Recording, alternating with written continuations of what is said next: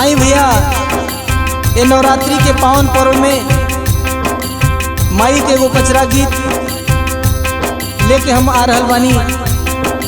हमके उम्मीद बा कि आप लोगों के अच्छा जरूर लगी और आप लोगों के दुलार प्यार हमके मिली। भक्त माई के बारे में वर्णन करता, का कहता,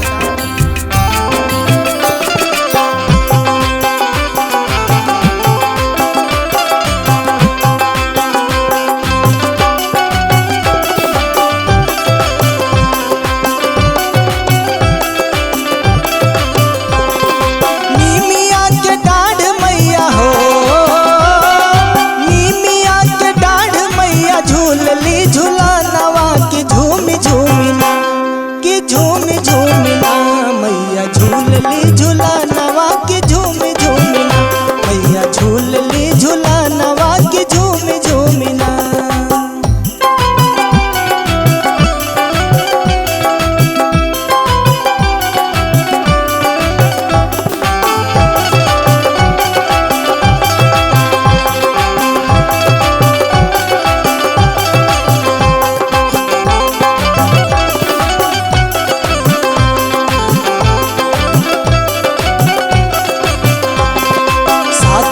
बहिनिया के भैरो हूँ भैया, आदि शक्ति देवी के अनेक बाट नैया।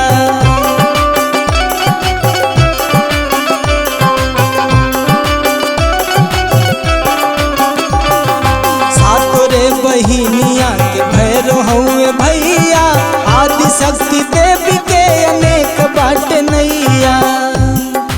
जेकरा सहारा नइखे हो,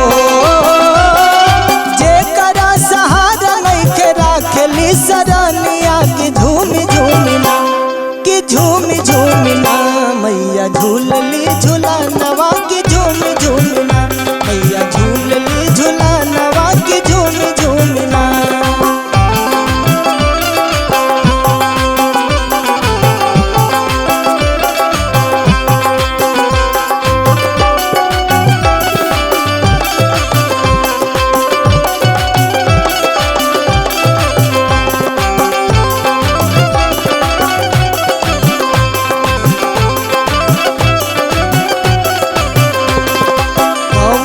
कामाख्या कलकत्ता वाली काली, मैहर में शारदा विंध्याचल विंध्यवाली।